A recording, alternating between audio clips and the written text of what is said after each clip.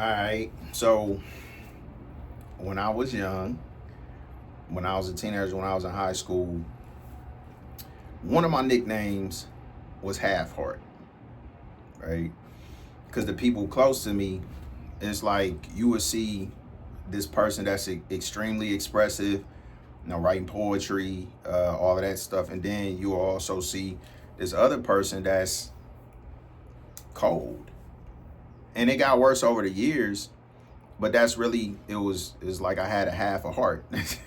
Like in certain situations, it'd be like, dang, like that's crazy. This dude care that much and like super talented, poetry, music, all of that stuff.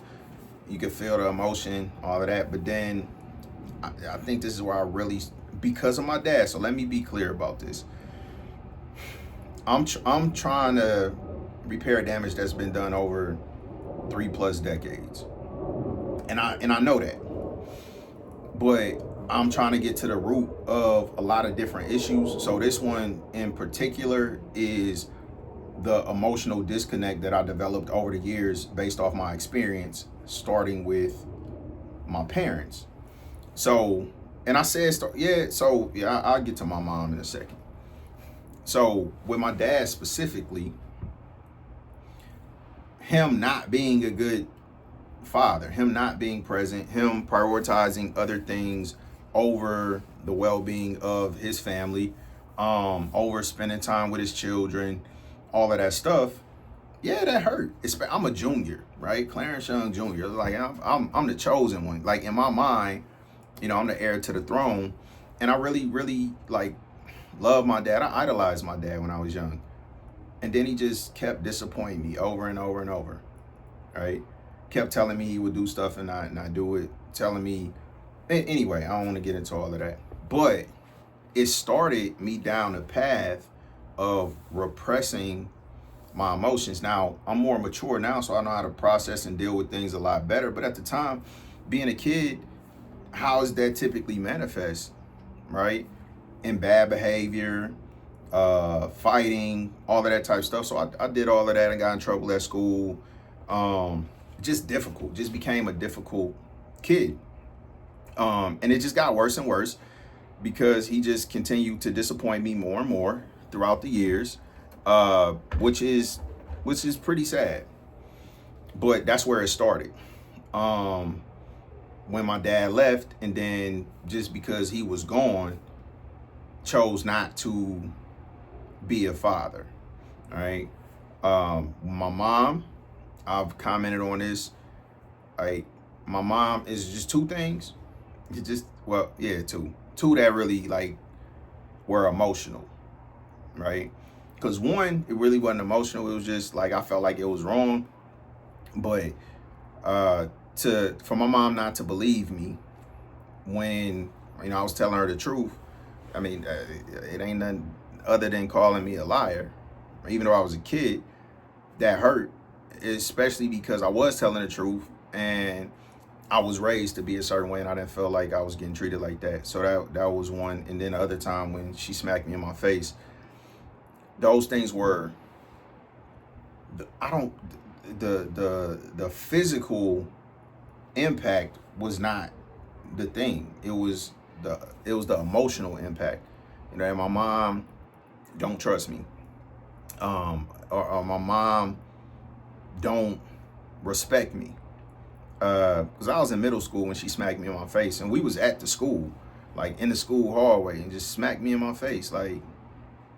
So, right, these things add up over time, and when birthdays, disappointment, this your birthday / Christmas present. Sometimes people even forgot my birthday, but it was like just constant disappointment, and I got to a point over time where even though I didn't realize it, I started repressing my emotions because I've never really experienced some good. Like I don't have no stories of this fairy tale love where somebody treated me so great and it was dancing on the clouds and none of that. That haven't been my experience ever. It's always been me not being enough, no matter what I did. Other people realizing whatever I was contributing to the relationship, but the people that I'm in the relationships with not being appreciative, grateful, sometimes disrespectful, all these different things. So over time, just like they say, you die a little bit inside every time. People that I cared a lot about doing me dirty, like even in high school. So anybody who knew me back then, it was it was uh it was this girl Tasha that I was just head over heels for. Now I had a friend, Javon, that we share the same birthday. So like once we found that out, like we really clicked. But I'm not from St. Louis, so he had people that he's known his whole life, but we were still close. And we used to always talk, we used to always hang out, all that stuff. And, you know, him and Tasha had their little thing. So that hurt.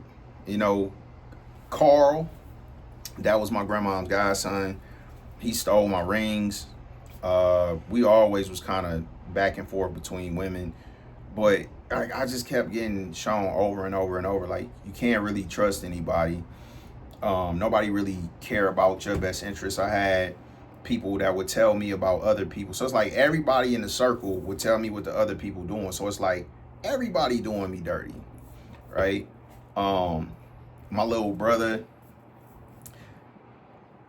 and it's the thing, it's always the principle for me. Like it wasn't even, it's that it was done behind my back, right? Those are the things that hurt, because that felt like a betrayal. Like it was not a betrayal for any of my friends to like mess with anybody that I mess with or like had interest in. It's just like, just tell me, like just make sure I'm aware. Don't have me, you know what I mean? Don't do it behind my back. But that's what was done over and over and over. So that's like throughout high school.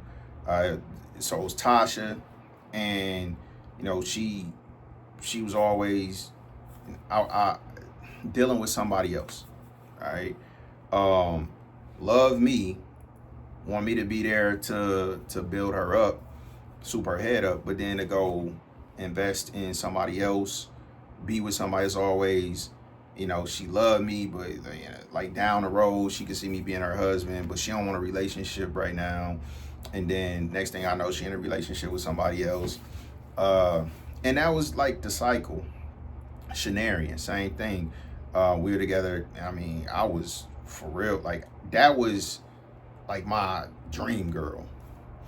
Then hearing from somebody in the hood that she messing with somebody else. So it's like over and over and over.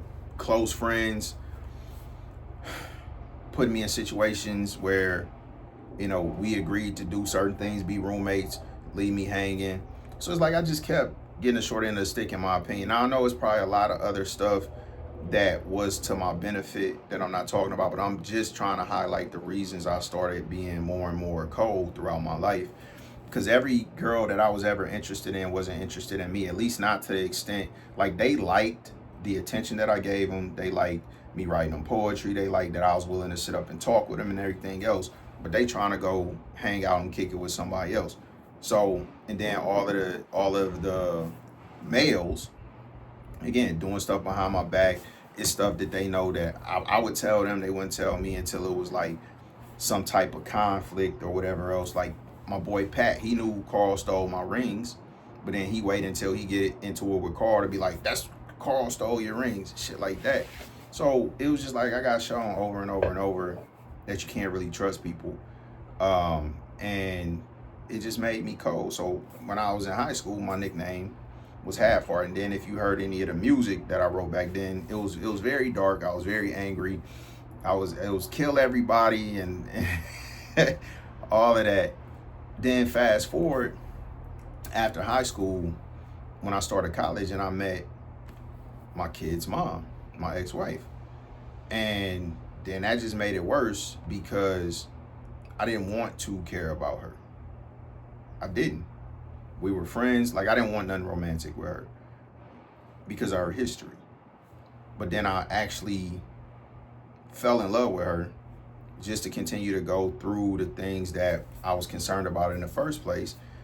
And it's compounded because I felt like her family was like trying to make me the bad guy. I'm getting accused of all kind of stuff I didn't do. And and certain things I did that we had our conflicts, but it was like it just grew and grew and grew like this darkness. And I was angry. I was mean. To some extent, I felt like I was disrespectful. And then that relationship was on and off for the better part of 15 years. So what really did it was more like the nail in the coffin, as they say, that just kind of made me shut down altogether, where I didn't care anymore. I was gonna make decisions based off logic. I was gonna act based off what made sense versus how I felt. I was willing to cut off anybody, sacrifice anything, do anything within my power to make sure that she was happy, my family was taken care of, and it wasn't appreciated either. I'm in the military, taking care of 2 kids that I didn't make, and then having that responsibility, but not having any authority, right? Being undermined, all these different things. So that the kids was the final straw, or because to raise somebody, to sacrifice the way that I sacrificed, to invest the way I invested, because I treated them just like I made them, and to not be respected, to actually be disrespected, like the things when we got back together, me and Lily, she had a house, moved in. That's what I wanted, family life. But the amount of disrespect and toxicity that I had to deal with, I remember having a conversation with my dad. I don't remember verbatim, but the same way I talk now is the same way I talked then. So I was looking at history and I was talking to my dad. So I'm like, he fucked up because my grandparents was fucked up when they was raising, or at least my grandfather. I don't know anything that my grandma did wrong, right? And I'm not just saying that because it's my grandma. I've never heard anybody tell me anything negative about my grandma. I've never witnessed anything negative about my grandma. So, but I have heard that my dad's childhood was really rough because of the way that my grandfather treated him. All right. I love my grandfather. We ain't had no issues. Great man. But different man than he was when he was raising my dad. I can relate to that because I'm a different man raising Sophia and Micah than I was raising Alyssa, Marissa, and Aaliyah. So I know that the version of my grandfather I got is not the version that my dad got. With that being said, I'm talking to my dad, talking about how much work I have to do to be the person and become the person that I need to be for my marriage to work, for my family to be together. So and that it's not just me, it's me and Lily. So I said something to the extent of, he fucked up because grandpa was fucked up, and then I'm fucked up because he was fucked up and mama was fucked up, and Lily fucked up because her mama was fucked up, and all. So I'm saying this and then one of the twins, I don't even remember which one, don't matter. I think it was Alyssa, because most of the stuff was Alyssa, because Alyssa hate my guts for whatever reason, and I don't know, I really don't, but that's neither here nor there. So now it's this kids running to tell on me, she coming to me talking to me crazy, and it's like I'm in a household where y'all literally trying to start shit, and it ain't even like I'll say what I said.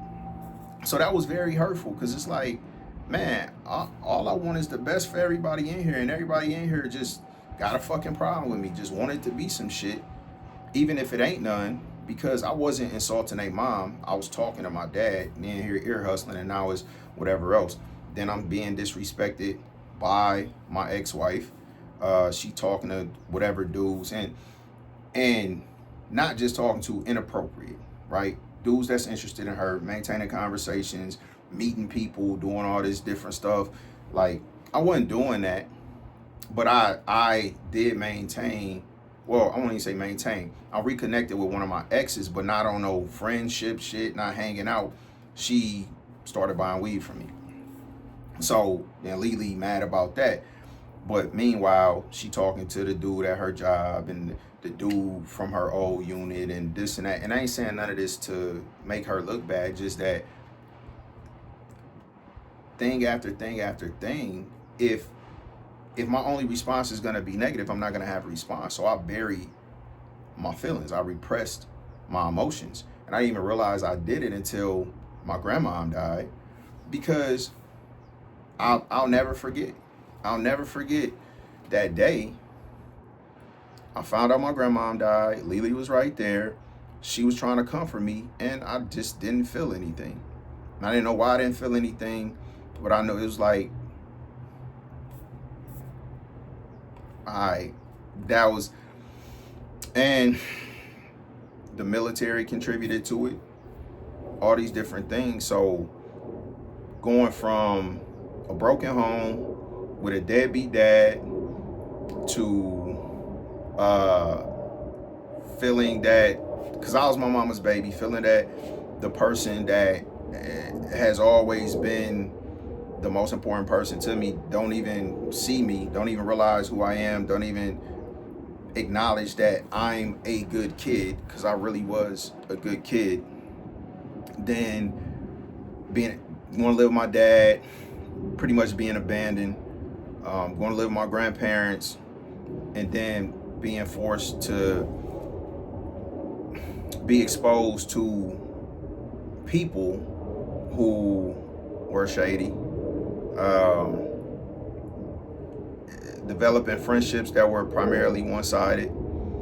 Now I did have some good friendships, like me and J-Mo was cool, we was close. I don't feel like, he necessarily ever did me dirty, but we were roommates, and then he did just bounce and move back home, because being an adult, having that much responsibility wasn't for him. So he left me with all of it, because he didn't want to take half of it. So, I mean, you can do the math on that. If you feel like it's a struggle to pay half of something, then you're going to leave your best friend to pay all of it, when we agreed to have an apartment. So anyway, by the time I went into the military, I already had anger issues, but I really was doing that for my family. And then when I was in basic training, I remember, one, they call out mail every day. I don't never got no mail, or rarely ever get mail. Now, when Lily was in basic training, I'm not exaggerating, I would send her 2-3 letters a day. I'll write her a letter on my lunch break. I'll write a letter when I get home. Like, I was gonna make sure that she knew she was supported. Now it's the other way around, and nothing, the majority of the time. I don't hear my name called. And then when I do, I got this letter that at the top of the letter say "very bad letter," and it's underlined 3 times, of her telling me how she was sleeping with my best friend. Not just sleeping with my best friend, but that basically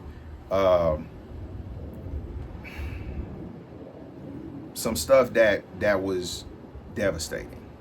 Okay. And still, we got a kid. I feel like I'm strong enough to get through it. And going through all of that, and then still to be looked at and painted as the bad guy. Marriage not working out, getting out of the military, going back to St. Louis, being put through all kind of nonsense just to be a present father, having a police called on me for trying to pick my daughter up from school so that I wouldn't have to deal with the nonsense with her mom not letting me get her at the time. And I'm talking about Aaliyah. Just all of this petty nonsense in it, and it weighed on me, and it weighed on me, and eventually it crushed my spirit. And then after whatever breaks, getting in different relationships, getting back in church, I started to feel a little bit. But again, once I got back in the situation with Lily, it was toxic. And the disrespect from her and the kids, and even though I was unaware at the time, the conditioning that was taking place for Aaliyah, if the only emotion you're gonna feel, or the only emotions, plural, that you'll feel are negative, then you don't want to feel anything. I don't want to feel angry. I didn't want to feel disappointed. I didn't want to feel sad. I didn't want to feel disrespected. I didn't want to feel frustrated. But those were the things I was going to feel based off my situation on a daily basis. On a daily basis, I felt disrespect. On a daily basis, I felt taken for granted. On a daily basis, I felt like nobody cared about me. That I was just something. I was a tool. I was a means to it, and for other people to get what they want and need. And so, yeah. And I'm working through that now. This process is not over, but I think it started when I came to Vegas. Really, months after I came to Vegas, I started feeling again.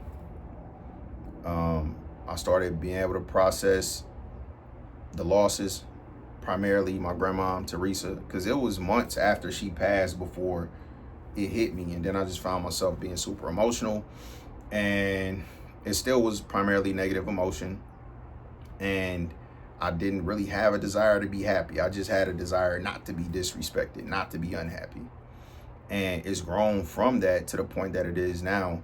But these are the reasons that I'm so distant with a lot of people, because I mean, I've been through a lot. I know a lot of people been through a lot, but I can only talk about me. So the point of all of this is simply to explain, not excuse, but just explain some of the things that contributed to me behaving the way that I behaved and respond to things the way that I responded to things, because I didn't know what else to do. It was a defense mechanism to repress all of my feelings, because all of the feelings that I felt on a consistent basis were feelings I didn't want to feel. So now, being in the position that I'm in, I think I'm more open to not only experiencing feelings, but being able to process emotions and understand what what it means to me. Now, unfortunately, it's a lot harder for me to develop feelings now, because I can't remember. Yeah, let me not be dishonest. I haven't really been able to develop the type of feelings that I need to have for a woman to be my wife since Lily. And I thought that I could just get through life on like logic. If I got a partner and she do what she's supposed to, but it's an element that was missing, has been missing, and it's something that I realize is important, that I do need to be able to feel, to process emotions, to express emotions, to understand emotions in myself and other people. And it's a lot of work, but I'm doing the work.